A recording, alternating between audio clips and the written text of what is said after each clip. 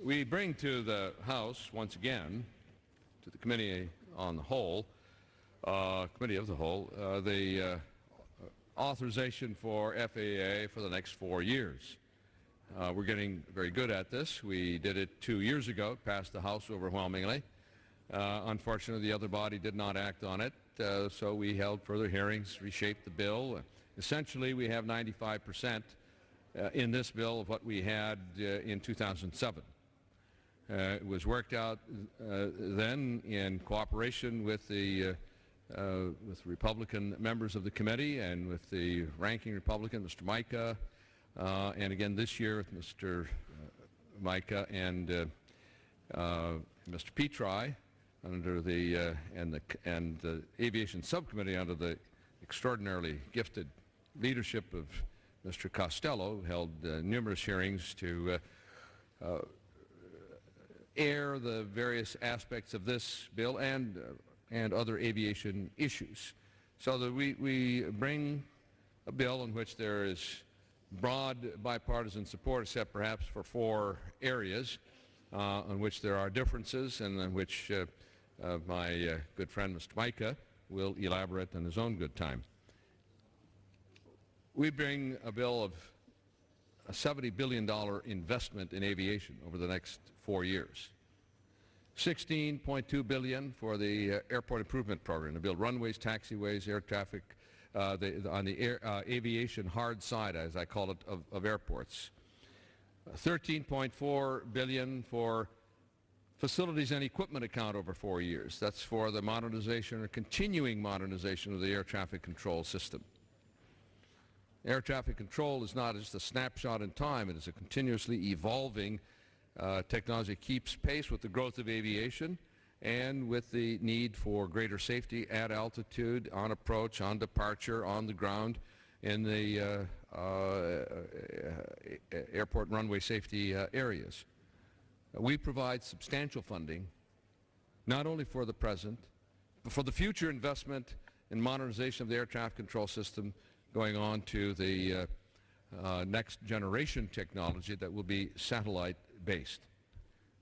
Higher reliability, greater accuracy, shorten the flight time, shorten fuel burn in the air, and vastly improve safety. We, on the capacity side, we provide authority for airport authorities at their choice, at their decision, to increase the passenger facility charge that was initiated in 1990, time when I chaired the Aviation Subcommittee, and the first Bush administration, with then Secretary Sam Skinner advocating for this authority for airports to increase this charge on grounds that they are accountable directly to the people who use their airports. It is a local decision, and we're allowing them to do it. It's not required. Airport authorities can impose or not impose a passenger facility charge. But it's used for all the authority airports are granted under the Airport Improvement Program to expand capacity, improve the terminals, improve movement of passengers on the airport grounds to and from their parking area, from the drop-off area, on to the aircraft itself. It's been a very well-used and useful tool. As part of the increase or the authority to use passenger facility charges in 1990, and with concurrence of the administration, we required that every airport that imposes a PFC will lose 50 cents on each dollar of their AIP entitlement account, and that goes into a special account in the Aviation Trust Fund for the use of small airports who don't have the capacity to level a passenger facility charge. That has resulted in some $800 million a year available for general aviation airports, regional airports, smaller non-hub airports, and has enabled them to participate in the nation's aviation system. There is provision in this bill that we had in the 2007 bill that requires the administration, the Federal Aviation Administration, to negotiate a new contract with its air traffic controllers. And if they do not reach an agreement 45 days after enactment, the issue will be sent to binding arbitration. Now, the Republican administration objected to that provision. The ranking Republican on our committee, Mr. Mica, stoutly defended his administration's position and his own view that we should not have binding arbitration apply to this circumstance. I think it's fair to say he would accept that as going forward. Well, the bill never made its way through the Senate in 2007 or 8, and we're an equal opportunity committee. So what we didn't trust the previous administration to do, we don't trust this administration to do, and we're keeping that language in this bill to keep the heat on them to negotiate this contract and renegotiate and do fairness to the air traffic controllers. And then there is a matter of foreign repair stations. There are 145 foreign repair stations certificated by the U.S. FAA in other countries where U.S. aircraft are maintained supposedly to U.S. standards, to the standard of the airline as approved by FAA, to standards that we set for certification of aircraft maintenance personnel and certification of the facility in which the maintenance work is performed. Over time, questions have arisen about the adequacy of standards in other countries.